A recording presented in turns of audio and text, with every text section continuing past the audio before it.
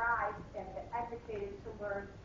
There are a number of vendors who come to our regional market weekly, and in the process, I found a local beef producer that's listed on your handout.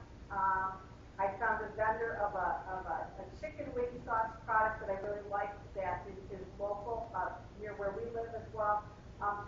So I put them on the sheet, hoping that if you're anywhere near where they are, you might look them up or check out their website.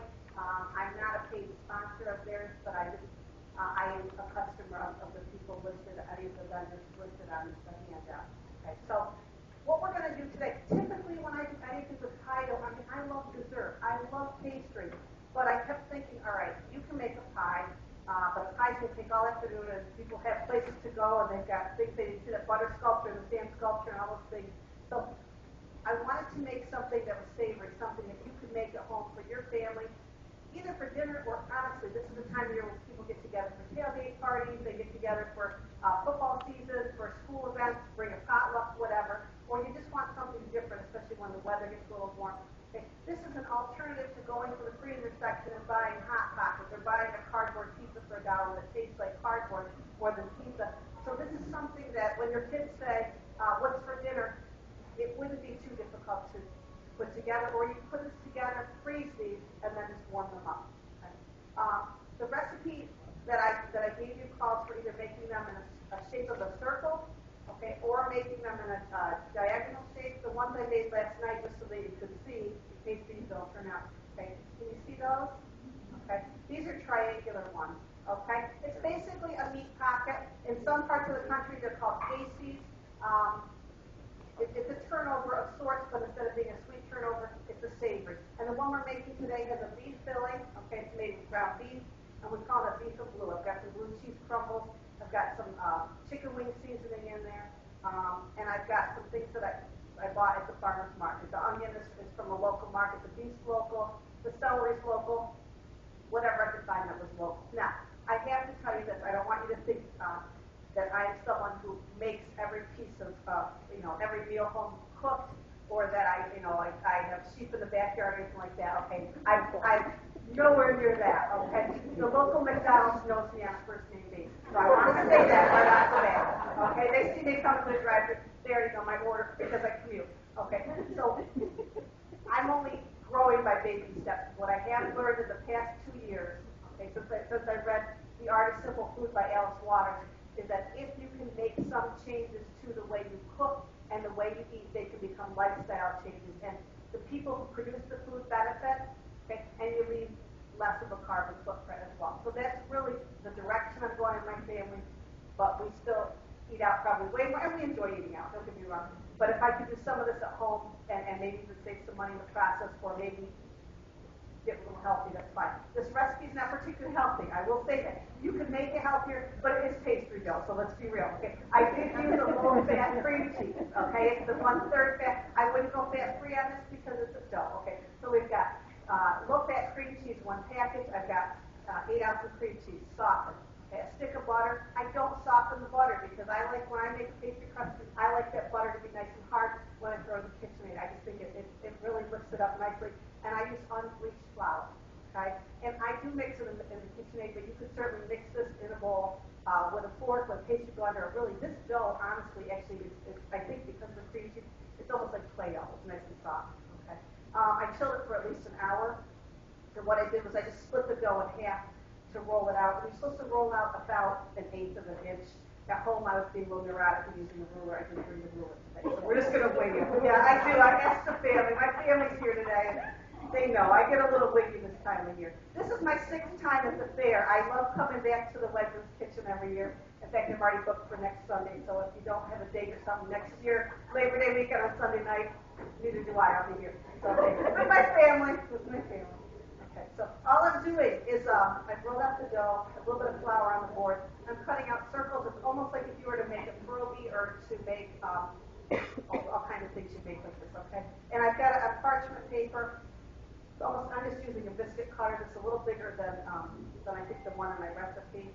But the thing is, it's only going to take a little bit of filling. So if you're doing these, it's more like an appetizer than an actual meal. The triangular ones I did yesterday, one of those might satisfy one of your kids for an after-school snack or for dinner with a nice tossed green salad or some home-cooked vegetables or steamed veggies or whatever. Well, those are just sitting there. I just want to show you what I'm doing over here. Can you see this okay? Okay. This is just ground beef, 80%. It's like a ground chuck. Okay. This here I bought from a local beef market. It was not. It's not from the Adirondack Beef Company, but we purchased Adirondack beef this week and used it at home on the first batch, which was probably Thursday. That's all the family's been eating turnovers for Thursday for family. But anyways, this is just a half of a pound of ground beef for this recipe. Because what happened was I was making batches of these, and it was way more beef than I needed, so we were eating nachos and all kinds. There's still beef at home, and we got to do something tomorrow. So for this particular recipe with one batch to go, you're only going to use a half a pound of ground beef. Okay? Now, if you want to make a whole bunch of these, just double your beef. Okay? I heard about the drums. Somebody's here the other day, they said that would happen, so that's good. So if it gets really, I get really boring, just focus on the drums. It'll go fast until the door presses. Okay, in here I've got a half a cup of locally grown onions that I diced. Okay. And what I'm going to do, actually this is all cooked already, I just turned off the heat on it. But while the beef is still warm, I'm adding this. Now, this is not something that I made myself, but this is produced locally. I think it's produced, it is produced in Fulton, New York. Actually, the kitchen that makes this is in Casanova, New York. Is the person from Wuhan here? She said she might be able to be here today. Are you out there somewhere? No. She's at the regional market Saturday morning, and she sells this. And it was one of those things my husband and I stumbled upon. We're giving out samples for something. We tried it, and so we bought a container of it. And basically, it's like when you do a chicken wing dip. If you make chicken wing dip, it's the base for that. Okay? So you try it on hamburgers or chicken or whatever. So we bought some, and the kids liked it. And so then I tried to mix it with the ground beef the other day for the turnovers, and we found that we really liked it. So what is it? About a quarter cup of the blue hot, and it's just going in to the frying pan. The frying pan's already off, because what's going to happen is it's going to have to cool down a bit before you put it in your turnovers, otherwise you're going to burn your fingers. Okay? So I'm just mixing that in. And to that, I'm going to add, I think I have like 2 stalks of celery here that I diced.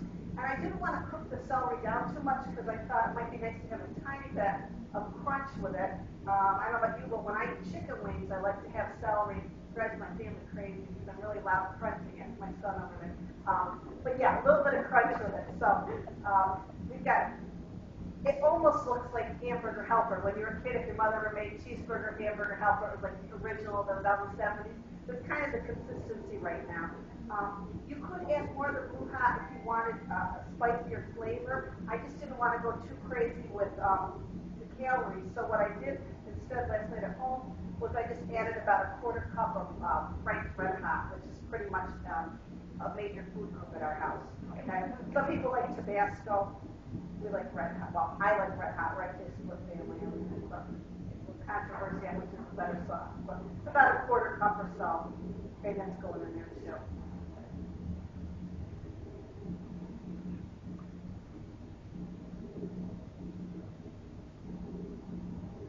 Now you could do turnovers. Like I said, if I'm doing turnovers at home, I normally do apple or fruit filling of some kind. Okay, but I just wanted to see what else could you do with this kind of dough. What else would this dough stand up to? And I just was really pleasantly surprised with the idea of a beef filling, just for something different. Okay. Now what I'm doing, you're going to have a lot of liquid from this, so I kind of drain it a bit. My favorite scoop here. Okay, and I'm just going to drain this. And it's actually going to sit for a couple minutes because once again, it doesn't need to be super hot before it goes into the turnovers.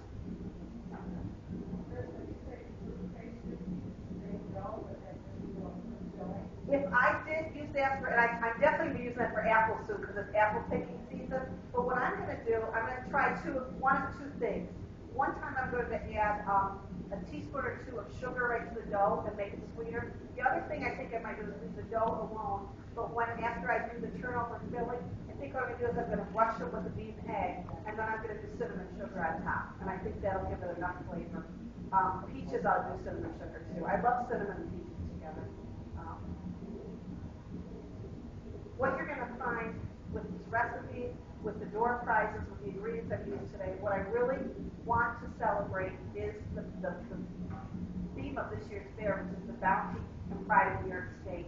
And there's a lot of really cool things to see at the fair. I know some of you probably have bought a hot tub, or you might have had a deep fried Oreo, and those are all well and good. You see the butter sculpture, the stage sculpture, cool stuff, okay, and the concerts at Chevy Court. But I am touched by the number of people who are here, families, entire families who are here the entire week.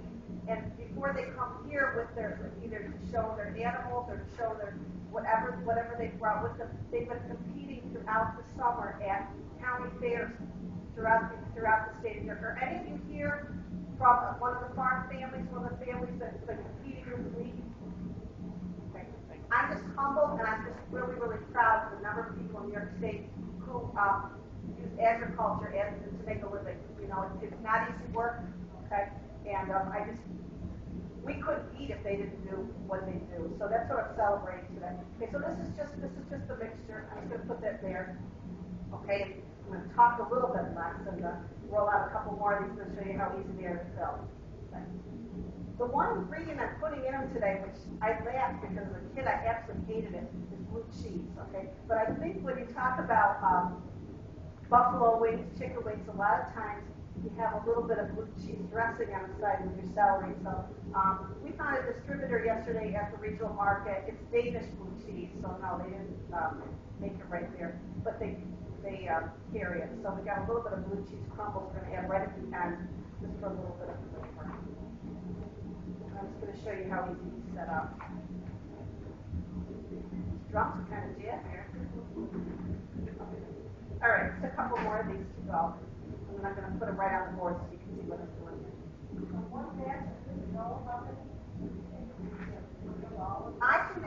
I can do, one batch did 6 good-sized triangles. I think if I stretched my dough a little bit, I would be able to get 8 out of them. Okay? Hope it was nothing I said. I'm kidding you. Have fun. Okay.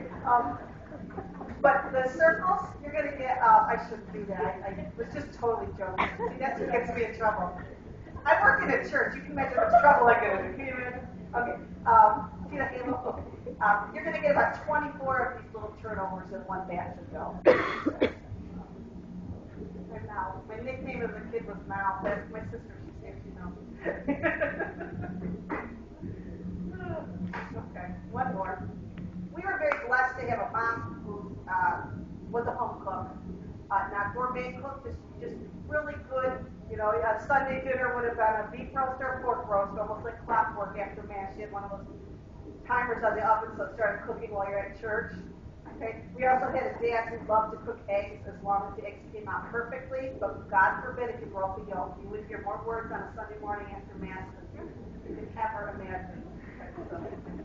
But they were good cooks, and I think that's one of the things that's really important is if you have a family recipe of any kind, and you have someone you can share it with, do so sooner or later so that those family traditions are kept. Okay, they're kept alive. Okay? Don't be guessing later on, wishing you had written something down. You know, my mother never wrote down a coleslaw recipe, and as far as I know, nobody in the family has ever been able to totally replicate it.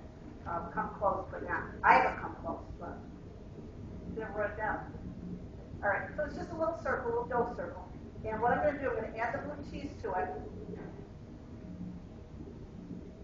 Like I said, a little bit of blue cheese goes a long way. If you don't like blue cheese, just leave it out. You could probably do a tiny bit of ranch dressing if you wanted to, or just have ranch dressing on the side. Okay.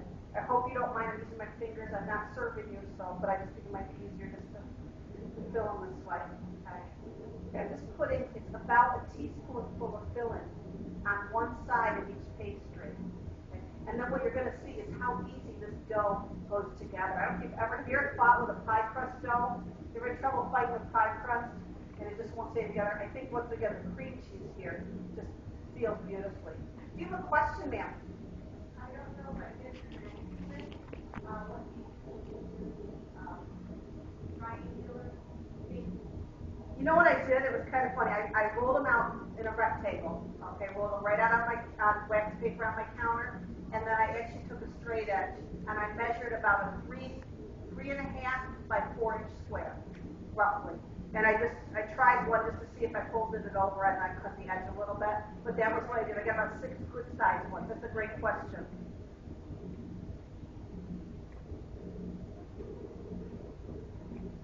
All right, these are almost ready to seal. Now, once again, if you're not going to a party, you're making dinner for the family, you can certainly do one big turnover.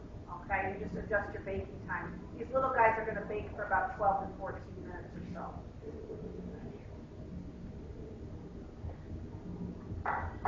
Okay, now, beaten egg.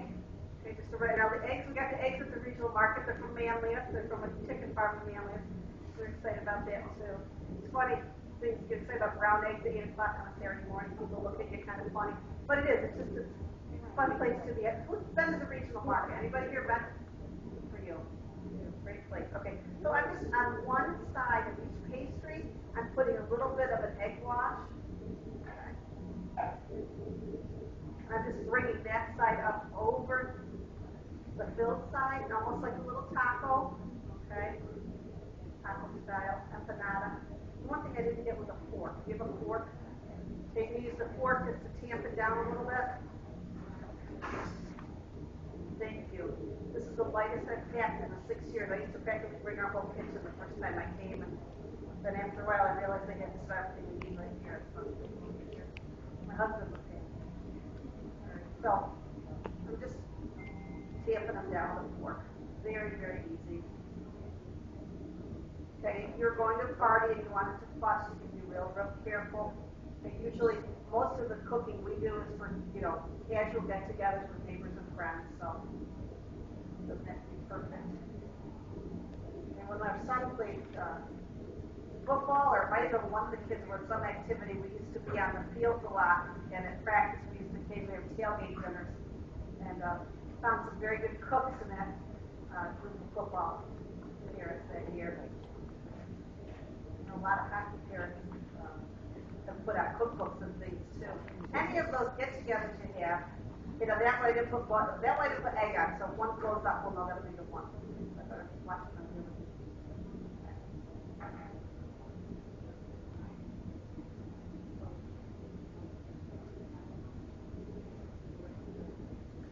Any questions? Well, I just finished closing it.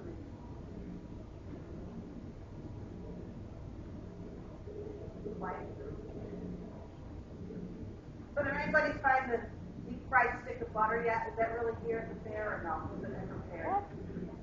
I was on the news the one day. They had the donut. Did you find the donut sandwich with the chicken? Was it good? Okay. I saw that on the news too. I had a big turkey leg today. I need that like a lady. Really good though. It was very good. It was. I had to have it. I haven't had one since the Renaissance fair a couple of years ago. Right? You go to the fair, you gotta eat something different than when you eat at home.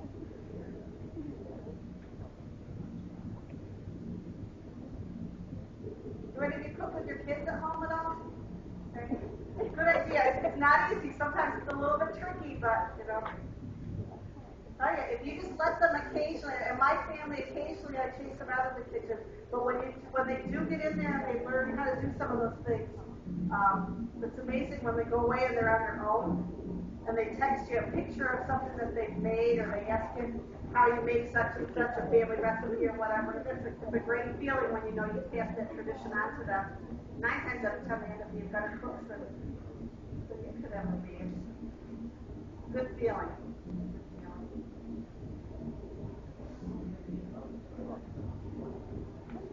I've been a kitchen consultant for I think 12 years now, and I usually bring something of my mother's to every kitchen show because we lost her a number of years ago.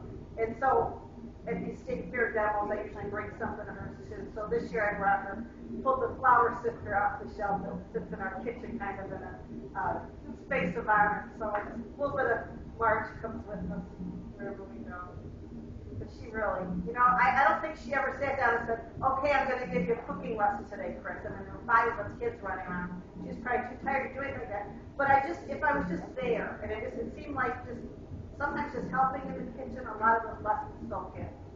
Okay? And you really don't even realize you know what they are until you're out on your own.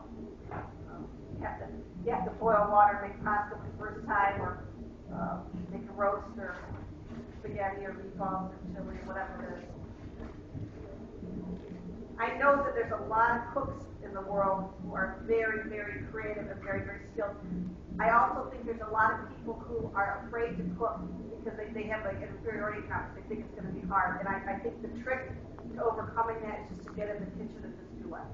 Okay? What's the worst that can happen? Last night I threw out a batch of dough because I put 2 cups of flour in it instead of 1.5. I mean, it looked like dust. You know what I mean? So what do? You throw the dough out and you start again, right? And it comes out. So now these are there's just 12 of these on here. What I'm going to do with these is I'm going to do a little bit of an egg wash right on top. And I'm going to pop them in the oven. They're only going to take about 12 to 14 minutes, okay? We're going to talk about a couple different things with dough, and then answer questions and drop for some door prizes, and maybe they'll be out before you go. Not that I'm trying to get rid of you. It's nice air conditioning in here. Isn't it gorgeous? I think that's why I come back here after you're done. Right. These bake at 450 degrees Fahrenheit for about 12 to 14 minutes. If you were going to be going to a party and you wanted to make these up ahead of time, what you would do is you would go just through the step before the egg wash. In other words, you fill your turnovers, okay? And then when they were filled, but don't do the egg wash right at the end, you would put them on a cookie sheet like this. I have my parchment so you can use it. And you pop them in your freezer and let them freeze for a couple hours till they're pretty frozen, okay? And then you wrap them or put them in a plastic container, freezer container, or freezer bag, okay? And then when you're going to bake them, what you do is you preheat your oven to 450. You take them out of the freezer just a couple minutes beforehand, almost like you do any other frozen food.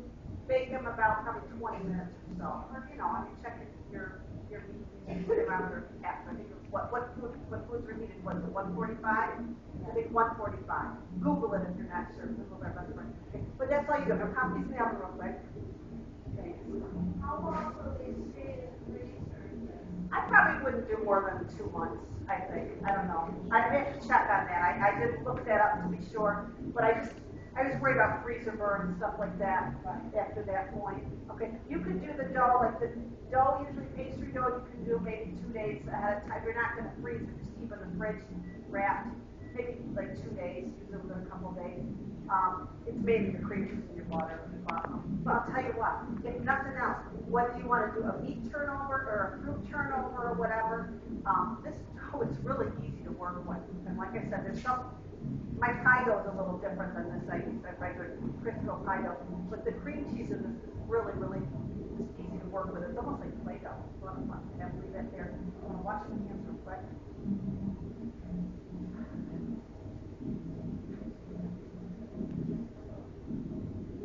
If you were going to use this dough for a sweet pastry, like apples or whatever, you want to dice your apples probably as small as you can. Okay, and you might even, because it's only going to bake for 12 to 14 minutes, I almost would recommend putting them on the stove almost like you were doing your applesauce. Okay, not as much as an applesauce, not put down as much as that, but even 5 minutes on the stove with maybe a tiny bit of water with your apples, and then throw in maybe just a little bit, take them off of the stove, throw them in a bowl with a little bit of tiny bit of flour, like quarter cup of flour, quarter cup of sugar, and a teaspoon of cinnamon, and toss almost like you're doing apple pie, and then put them in your pastry shell. Okay? But I think if you just did raw apples like you do for an apple pie in the 20 minutes, I think they're going to be really, really almost crunchy. That's just my opinion. Okay, I'll tell you next year. But I haven't done little. I usually do my pie in a regular pie plate. Okay. Other questions about turn up. What's that? Fried butter. Somewhere on the news, it must have been on the national news. I think it's local news. They were taking a stick of butter or some pats of butter or something, must have been pats of butter, and they're putting it in a batter or something, and then they were throwing it in the deep fryer. I can't even imagine. That's why I wondered if we had it here. I didn't see the deep fried Oreos, so they look almost like something I want to try. Yes. Have you ever done it with chicken? With chicken, no, but that's the direction we'll go with next. Okay, because I get the beef. the Adirondack beef, and I really wanted to use them and promote them this year. But certainly, I think this, especially with the buffalo chicken, you know. Also, I think chicken and broccoli would be nice together. You know, if you look at all those hot pockets and things like that at the store, pastries, a lot of those fillings. Quiche Lorraine was another one I was thinking that would be good in these. You know, and my youngest daughter suggested like an egg and sausage kind of thing, like a breakfast type of pastry as well. A lot you can throw in dough and cook up. I was even thinking of like a sauce with like a little bit of ricotta, and almost like along the line of a lasagna filling. But you just have to be careful when it's wet. With some Italian sausage. Okay. The meat market that's on your sheet, Bosco's Meats in Oswego, New York, they make their own Italian sausage, both sweet and hot, as well as kielbasa. I know most cities have really good meat markets, and Oswego really blessed to have two decent meat markets.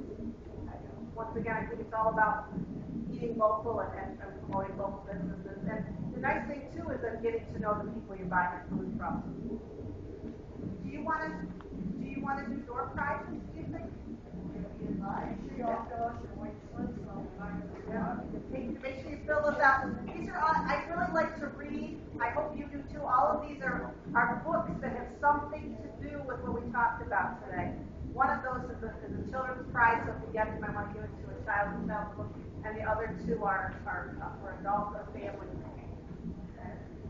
If nothing else today, I hope you take away the idea, even if you just make one little trip occasionally to your local farmer's market or your own little local shop of some kind in town, okay? To support our local businesses as much as possible, okay? It really, really is a good thing.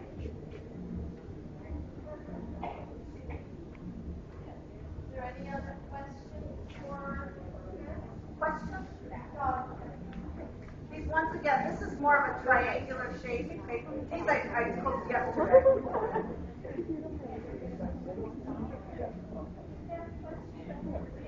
Yes. Say you didn't have time to make a dough. Is there any other options making like a homemade dough, like a biscuit or something? I know someone who makes a biscuit dough. That's a great question. A biscuit dough, like Bisquick or the Heart Healthy Bisquick, makes a great pocket, and you can do a lot of different things. I know someone who slices up meatballs and cheese and makes like an Italian pocket, bakes them in the oven. Yeah, Bisquick dough is wonderful. The texture and the taste is going to be a little different, but it's something most of us have in our kitchen. Good question. Yes? No, I mean, if I have salted, I use salted, but I try to use unsalted butter as much as possible. Don't know why, I just do. I think it's in a lot of recipes. I figure I still need the extra sodium. And there's probably some salt in the chicken wing seasoning that we're using, but no. Some recipes will specifically call for it. This is my recipe. I just take unsalted. Probably one batch this week at home at salt that I think I just want to let me read so many things. Yeah. If you don't have that chicken wing sauce that you can get locally here, like you live somewhere else and you can't purchase that, what else could you substitute for that? I have a brand that I used to buy when we lived in the southern tier called Nance's chicken wing sauce, and they have a mild version. And it's like that one that's in the tub there? Yeah, this tub one seems to be more, it's a thicker consistency. It has almost a buttery texture to it, because like I said, she makes this special, it's almost more like a dip. But the Nance's, I just was looking more for flavor than for texture. Yeah, good question. You could, if you wanted to thicken things up even more, if you didn't like blue cheese, you could add a half a cup of cheddar cheese if you wanted your cheese, or just leave the cheese out altogether. Yeah, most communities have some version of a chicken wing sauce or a regional sauce. I thought a beef barbecue would be another nice way to go. Okay, you could substitute a barbecue flavor for the chicken wing. You don't want to go that route. Lots of options. The one that didn't work, that you guys tried and figured out, I was thinking like shepherd's pie was what my original thought was last week. Okay, more of a fall dish, or a stew type of thing. But like I said, you got such a small surface area to get all those flavors and the flavor components. But a lot of fun experimenting though. A lot of good vegetables and produce and fruits and vegetables out right now. Yeah. And pinch them? You certainly could. Maybe roll them a little thinner. Yeah. Yeah, not a bad idea. That'll work. Yeah, and then they would be a nice round. Yeah, actually, I might try that with this leftover dough. That's a great idea. Thank you. That's a great idea. Other questions? Do a Reuben right, too, I think would be good. You know, like corned beef and that with a sauerkraut or, yeah, something like that might be good, too. Swiss cheese. The possibilities are endless. Sure. Yes. Yeah. And all three prizes came from the River's Edge bookstore at Oswego, which is our local bookseller.